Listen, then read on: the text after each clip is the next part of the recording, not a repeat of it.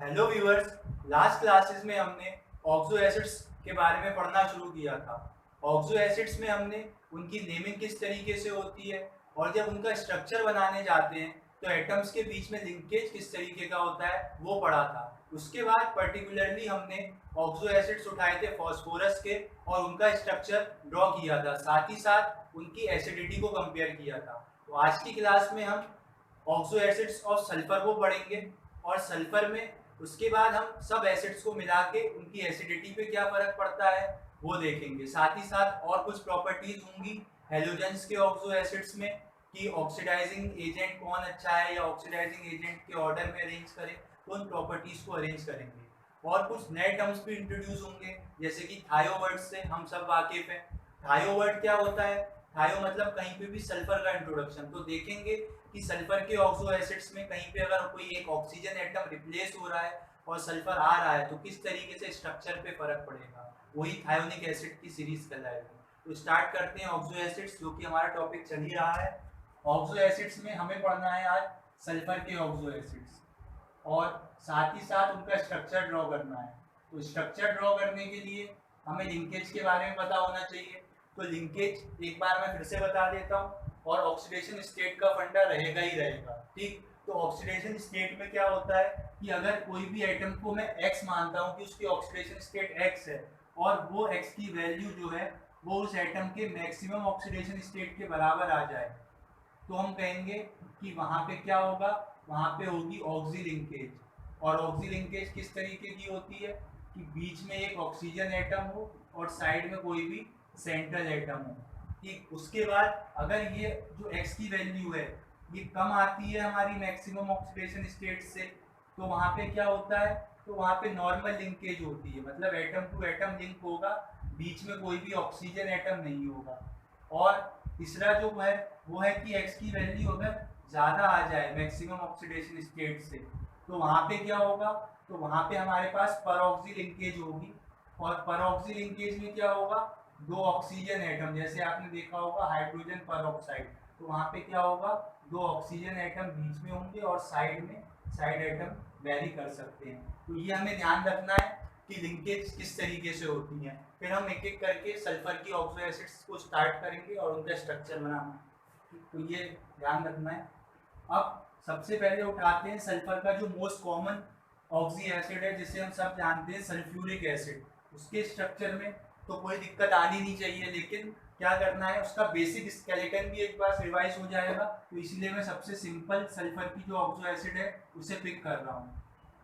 ठीक, तो वो है सल्फ्यूरिक एसिड। सल्फ्यूरिक एसिड का फॉर्मूला क्या होता है, एक है, मतलब सल्फर मैक्सिमम ऑक्सीडेशन स्टेट में होगा +6 में। तो H2SO4 के स्ट्रक्चर में क्या होगा, सल्फर सेंट्रल एटम है, तो सल्फर को हम बीच में रखते हुए उसका बेसिक स्केलेटन बनाएंगे जो कि कुछ इस तरीके का होता है। अब हमें पता है कि ऑक्सो एसिड है तो हाइड्रोजन वाया ऑक्सीजन लिंक होगा सेंट्रल एटम से। तो दो हाइड्रोजन है तो सबसे पहले दो हाइड्रोजन वाया ऑक्सीजन अटैच कर ही दो बिना सोचे समझे। ठीक है, उसके बाद क्या करना है, उसके बाद देखना है कि कितने ऑक्सीजन बच गए, उन्हें डबली बॉन्डेड तरीके से सल्फर से अटैच कर दो। तो दो हाइड्रोजन के साथ दो ऑक्सीजन तो यूज हो गए, बचते हैं दो ऑक्सीजन, वो और इस तरीके से लगा देंगे। तो ये जो होता है ये सल्फ्यूरिक एसिड का स्ट्रक्चर होता है। अब अगर मैं इसमें ही क्या करूं, इसमें ही मैं एक ऑक्सीजन एटम को कम कर दूं तो फॉर्मूला क्या बन जाएगा, फॉर्मूला बन जाएगा H2SO3। इसका नाम था सल्फ्यूरिक एसिड क्योंकि यहाँ पे सल्फर मैक्सिमम ऑक्सीडेशन स्टेट में था। अब एक ऑक्सीजन घट गया यानी कि +2 जो होगा चार्ज और पीछे चला जाएगा, मतलब अगर ये +6 में था तो यहाँ पे ये चला जाएगा +4 में। ठीक है, तो स्ट्रक्चर किस तरीके से होगा, सेंट्रल एटम अब भी सल्फर है, अब बेसिक स्केलेटन भी वही रहेगा जो एक ढांचा होता है उनका आधारभूत। अब हाइड्रोजन दो हैं, ऑक्सीजन 3 है, तो अभी भी हमारे पास सफिशिएंट ऑक्सीजन है वाया जिन्हें हम अटैच कर सकते हैं हाइड्रोजन को। तो पहले क्या करेंगे, हम वाया ऑक्सीजन दो हाइड्रोजन को लगा ही देंगे। अब देखेंगे कि कितने ऑक्सीजन हमारे पास अवेलेबल है। हमारे पास एक ही ऑक्सीजन बचा है तो हम एक ही डबली बॉन्ड से अटैच कर सकते हैं, लेकिन हमें पता है सल्फर क्या है, सल्फर ग्रुप 16 का एलिमेंट है जहाँ पे 6 वैलेंस इलेक्ट्रॉन होते हैं। तो 4 वैलेंस इलेक्ट्रॉन तो ये यूज हो गए होंगे, 1 2, 3 और 4। अब बचते हैं 2, तो उन 2 को हम ऐसा लोन पेयर दिखा देंगे क्योंकि उन्होंने बॉन्डिंग में पार्टिसिपेट नहीं किया है। तो उन लोन पेयर्स को कैसे ड्रॉ करेंगे? उन लोन पेयर्स को एक इलेक्ट्रॉन क्लाउड में इस तरीके से रिप्रेजेंट करेंगे। तो अब ये क्या है? ये H2SO3 यानी कि ये सल्फ्यूरिक एसिड था, ये सल्फ्यूरस एसिड हो जाएगा। एक ऑक्सीजन एटम और कम हो सकता है, तो उसका क्या हो जाएगा फॉर्मूला? H2SO2। ठीक है, तो यहाँ पे क्या है?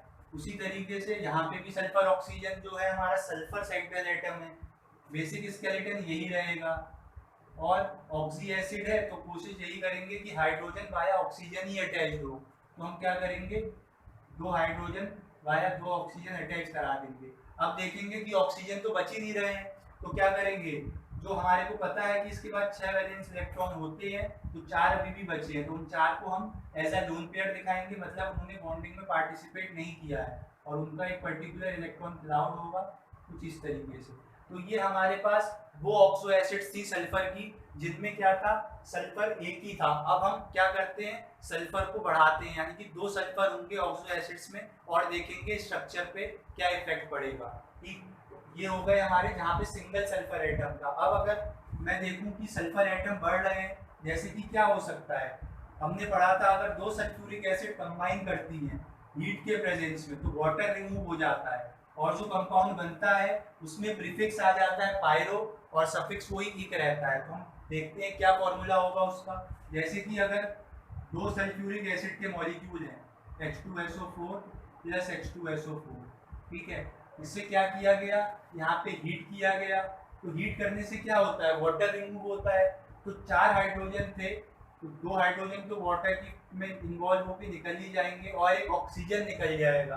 तो ऑक्सीजन कितने हैं? 8, तो 7 ऑक्सीजन बच जाएंगे, सल्फर पे कोई फर्क नहीं पड़ा। तो फॉर्मूला आ गया H2H2O7, जिसे हम लोग ओलियम भी बोलते हैं, कॉन्टैक्ट प्रोसेस में यूज होता है सल्फ्यूरिक एसिड बनाने में। तो इसका स्ट्रक्चर क्या होगा? अब यहाँ पे हमारे को लिंकेज निकालनी ही पड़ेगी। किस तरीके से निकलेगी लिंकेज? जो ये सल्फर है इसकी ऑक्सीडेशन स्टेट X सेलेक्ट कर लो, फिर क्या होगा? हाइड्रोजन 2 हैं, एक हाइड्रोजन पे +1 होगा ऑक्सीडेशन स्टेट, सल्फर की हमने X सेलेक्ट कर ली है, ऑक्सीजन -2 मोस्ट कॉमन स्टेट में, तो 7 ऑक्सीजन है, -2 से मल्टीप्लाई, और ओवरऑल क्या है? मॉलिक्यूल न्यूट्रल है, तो 0 था। अब इसे सॉल्व करेंगे फर्दर, तो क्या आ जाएगा? सॉल्व करने के बाद आएगा आपका 2x - 12 = 0, यानी कि x की वैल्यू हमें मिलेगी +6। और +6 क्या होती है? सल्फर की मैक्सिमम ऑक्सीडेशन स्टेट होती है, क्योंकि ग्रुप 16 का एलिमेंट है, 6 वैलेंस इलेक्ट्रॉन है, 6 के 6 लूज कर सकता है, 6 यूनिट का प्लस चार्ज अपने ऊपर होल्ड कर सकता है। तो हमने पढ़ा था कि जब x की वैल्यू मैक्सिमम ऑक्सीडेशन स्टेट के बराबर आ जाए तो क्या होता है? तो वहाँ पे हो जाती है हमारे पास ऑक्सी लिंकेज। तो जो स्ट्रक्चर बनेगा, यानी कि 2 सल्फर के बीच में जो लिंकेज होगी वो वाया ऑक्सीजन एटम होगी, और जो स्ट्रक्चर दिखेगा वो कुछ इस तरीके का दिखेगा। बाकी बेसिक स्केलेटन सेम रहेगा, जैसा 6 बॉन्ड बनते हैं वही बनेंगे। और साथ ही साथ हम देखेंगे हाइड्रोजन कितने बच रहे हैं? हाइड्रोजन 2 हैं और ऑक्सीजन सफिशिएंट है उन्हें अटैच करने के लिए सेंट्रल एटम से। तो हम पहले 2 तो हाइड्रोजन लगा ही देंगे और बचे हुए क्या देखेंगे? ऑक्सीजन। ऑक्सीजन कितने बच रहे हैं? ऑक्सीजन बच रहे हैं 7 तो थे, 2 इन्वॉल्व हो गए और एक ही ऑक्सी लिंकेज में, तो 4 ऑक्सीजन बच रहे हैं, तो 4 oxygen via double bond sulphur से अटैच कर देंगे। तो ये जो स्ट्रक्चर था ये ओलियम का था, या मैं इसका और नेम बोलूं तो क्या नाम हो जाएगा? 2 ईक एसिड हीट की प्रेजेंस में कंबाइन हुए, वाटर रिमूव हुआ, तो इसका नाम हो जाएगा पायरो सल्फ्यूरिक एसिड। तो ये इसका यहाँ से नेमिंग भी रिवाइज हो गई। बेसिसिटी पूछेंगे तो 2 OH ग्रुप है, यानी कि हाईली एसिडिक प्रोटॉन 2 हैं, तो बेसिसिटी 2 हो जाएगी। अब अगर एक ऑक्सीजन और बढ़ जाए यहाँ पे, यानी कि क्या हो सकता है? फॉर्मूला हो जाएगा आपका H2H2O8। ठीक, तो ये किसका नाम क्या हो जाता है? जब हमने पढ़ा था कि हमारे पास पायरोइक एसिड में एक ऑक्सीजन और बढ़ जाता है तो इसका नाम पर ऑक्सो सल्फ्यूरिक एसिड हो जाता है। तो पर ऑक्सो सल्फ्यूरिक एसिड है, नाम में भी आ रहा है कि परऑक्सी लिंकेज होगी, लेकिन अगर नाम नहीं पता है तब क्या करेंगे? तब अपना ऑक्सीडेशन स्टेट वाला कॉन्सेप्ट यूज करेंगे। एक्स इसकी ऑक्सीडेशन स्टेट नेट कर लेंगे, 2 हाइड्रोजन है तो +1 एक हाइड्रोजन पे, 2 सल्फर है, एक्स नेट कर रखी है, और 8 ऑक्सीजन है, -2 चार्ज है, 0 रखेंगे क्योंकि ओवरऑल मॉलिक्यूल न्यूट्रल है। तो जब इसे सॉल्व करेंगे तो ये हमें किस तरीके से मिलेगा, ये हमें मिलेगा 2x - 14 = 0, यानी कि x की वैल्यू +7। और +7 क्या है, ये वैल्यू ज़्यादा है किससे, जो सल्फर की मैक्सिमम ऑक्सीडेशन स्टेट होती है +6 की, क्योंकि ग्रुप 16 का एलिमेंट है। तो यहाँ से हमें पता लग गया कि किस तरीके की लिंकेज होगी, हमें पता लग गया कि पर ऑक्सी लिंकेज होगी। तो पर ऑक्सी लिंकेज हम ड्रॉ कर देंगे, यानी कि 2 sulphur atom via 2 oxygen atom attach होंगे। बाकी बेसिक स्केलेटन सेम रहेगा, जो 6 बॉन्ड बनते हैं वो बनेंगे ही साथ में इस तरीके से। हाइड्रोजन 2 हैं तो 2 हाइड्रोजन को वाया 2 ऑक्सीजन अटैच कर देंगे, और 2 ऑक्सीजन हमारे पर ऑक्सी लिंकेज में इन्वॉल्व हो गए, तो बच रहे हैं 4 ऑक्सीजन। उन्हें हम डबली बॉन्डेड तरीके से सिमेट्रिकल अरेंज करके स्ट्रक्चर बना देंगे। तो ये जो स्ट्रक्चर था, ये था हमारे पास पर ऑक्सो सल्फ्यूरिक एसिड का। पर ऑक्सो या 2 सल्फर है तो डाई सल्फ्यूरिक एसिड भी बोल सकते हैं। तो ये आ गया हमारे पास पर ऑक्सो डाई सल्फ्यूरिक एसिड का स्ट्रक्चर। अब हमें क्या करना है, अब हम लोग, और सल्फर में भी क्या है कि कहीं कहीं पे ऑक्सीजन एटम रिप्लेस हो जाता है तो वो थायोनिक एसिड की कैटेगरी में आ जाता है। तो हम लोग थायोनिक एसिड की सीरीज पढ़ेंगे, ठीक। तो उसमें क्या होगा, बस कहीं पे ऑक्सीजन रिप्लेस हो जाएगा सल्फर से, ठीक। तो वो देख लेते हैं।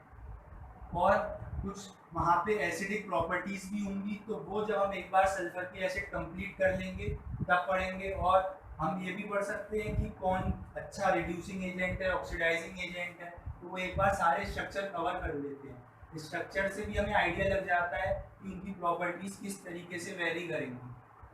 थायोनिक एसिड में ध्यान रखना है जनरल फॉर्मूला, एक तो जो थायोनिक एसिड की सीरीज होती है उसमें हमें ध्यान रखना है एक जनरल फॉर्मूला क्या होता है। वो जनरल फॉर्मूला होता है आपके पास H2SN+2O6। मतलब कोई भी अगर थायोनिक एसिड होगी तो इस जनरल फॉर्मूले को होल्ड करेगी। अगर मैं कोई भी एग्जांपल लूँ तो एग्जांपल किस तरीके से हो सकता है, देखिए एग्जांपल हो सकता है H2S2O6, ठीक। तो यहाँ पे क्या हो जाएगा, यहाँ पे ये जो n था यहाँ पे ये n 0 हो जाएगा। इस n का रोल क्या है स्ट्रक्चर में, वो रोल ये है कि अगर इस तरीके का फॉर्मूला होता है तो एसिड का स्ट्रक्चर कैसा आता है, एसिड का स्ट्रक्चर आता है कुछ इस तरीके से। जैसे बीच में हम लोग ऑक्सीजन अटैच कर रहे थे ना किसी भी सल्फ्यूरिक सल्फर की ऑक्सो एसिड में, तो यहाँ पे ऑक्सीजन ना लग के बीच में सल्फर आ जाता है, और जो n होते हैं, n की वैल्यू होती है उतने ही सल्फर एटम होते हैं। मतलब अगर मैं एक जनरल स्ट्रक्चर बनाऊं तो कुछ इस तरीके का दिखेगा, बाकी हमारे पास बेसिक स्केलेटन सेम रहेगा इस तरीके से। तो ये होता है थायोनिक एसिड का एक जनरल स्ट्रक्चर। तो जब इस फॉर्मूले को देखेंगे H2S2O6, यानी कि H तो 2 है, ठीक है, S में n की वैल्यू 0 रही होगी तभी तो ये H2 आ गया, O6। तो इसका स्ट्रक्चर किस तरीके का बनेगा, ये बीच में एक S गायब है, यानी कि n 0 है तो ये कुछ रहा ही नहीं होगा सल्फर। तो डायरेक्ट सल्फर इस तरीके से लिंक होंगे और बेसिक स्केलेटन ये रहेगा, 6 बॉन्ड होते हैं। अब देख लीजिए अब क्या है, अब हमारे पास हाइड्रोजन 2 हैं तो 2 हाइड्रोजन को हम लोग वाया ऑक्सीजन लगा ही देंगे। और क्या हो सकता है, 6 ऑक्सीजन के 2 यूज हो गए, बच रहे हैं 4, तो 4 को भी हम लगा देंगे। तो ये हमारे पास एक थायोनिक एसिड का स्ट्रक्चर फॉर्मूला आ गया, ठीक। और वेरिएशन क्या हो सकती है, और वेरिएशन ये हो सकती है कि n की वैल्यू 1 आ जाए, ठीक। तो उस समय क्या होगा, जैसे देख लेते हैं H2S3O6। तो यहाँ पे क्या हो जाएगा, यहाँ पे अगर हम जनरल फॉर्मूला इसका देखें जो था ये H2SN+2O6, यहाँ पे इस बार n की वैल्यू क्या आ गई है 1, क्योंकि 2 + 1 3 होता है। तो 1 जब रहा होगा n तब ये S3 हो गया, तभी ओवरऑल क्या आ रहा है 3। अगर कुछ नहीं होता तो यहाँ पे भी 2 होता है जैसे यहाँ था, ठीक। तो अब क्या होगा, अब हम जब देखेंगे इसका स्ट्रक्चर तो यहाँ पे जो ये n था उसने 1 वैल्यू होल्ड कर ली है, ये जो था बेसिक स्ट्रक्चर। तो n की वैल्यू क्या आ गई है 1 आ गई है, क्योंकि जब इसको आप बाइफरकेट यानी कि खोल के लिखोगे तो ये कुछ ऐसा दिखेगा कि यहाँ पे क्या था n+2 था, या और मैं इसे सिंप्लीफाई कर दूँ तो 1+2 कर लीजिए, ठीक। तो n की वैल्यू 1, यानी कि ये जो एक सल्फर यहाँ बीच में रहा होगा, ठीक। तो वो सल्फर हम ड्रॉ करेंगे बीच में, और बाकी हमारा बेसिक स्केलेटन सेम रहेगा इस तरीके का। अब क्या हो सकता है, देखिए यहाँ पे 2 हाइड्रोजन है तो 2 हाइड्रोजन वाया ऑक्सीजन अटैच हो ही जाएंगे। और क्या हो सकता है, और हमारे पास 4 ऑक्सीजन बचेंगे तो वो इस तरीके से अटैच कर देंगे। और इन सल्फर के पास क्या है, 2 लोन पेयर रह जाएंगे क्योंकि 6 वैलेंस इलेक्ट्रॉन होते थे, 2 यूज हुए तो 2 बाकी ऐसे ही रह गए। अब इसमें अगर कोई हमसे सल्फर पे ऑक्सीडेशन स्टेट पूछता है तो वो अगर हम x मान के निकालेंगे तो वो ठीक नहीं आएगी। इसलिए सबसे पहली क्लास में जो कॉन्सेप्ट बताया था कि बॉन्ड्स ब्रेक करके देखो, दिखा देता हूँ किस तरीके से बताया था, रिवाइज भी हो जाएगा। ठीक, अगर मैं इसको एक बॉन्ड ब्रेक करूंगा यहाँ से तो क्या होगा, बॉन्ड ब्रेक करने से ऑक्सीजन और सल्फर में ऑक्सीजन ज़्यादा इलेक्ट्रोनेगेटिव है तो क्या होगा, ये हाइपोथेटिकल -1 चार्ज होल्ड कर लेगा, ये +1। सिमिलरली एक और बॉन्ड ब्रेक करेंगे तो -1 +1। सिमिलरली ये जो ऑक्सीजन है यहाँ से भी दोनों बॉन्ड ब्रेक होके -1 +1 +1। तभी तो मैं ऑक्सीजन पे -2 ले रहा था मोस्ट कॉमन ऑक्सीडेशन स्टेट। क्यों, देख रहे हो स्ट्रक्चर में बॉन्ड ब्रेक करके वही आ रहा है। साथ ही साथ अगर ये वाला बॉन्ड ब्रेक होगा इस तरीके से एक चार्ज ये भी डेवलप होगा। इससे कोई मतलब नहीं है क्योंकि सल्फर की लिंकेज ऑक्सीजन से है।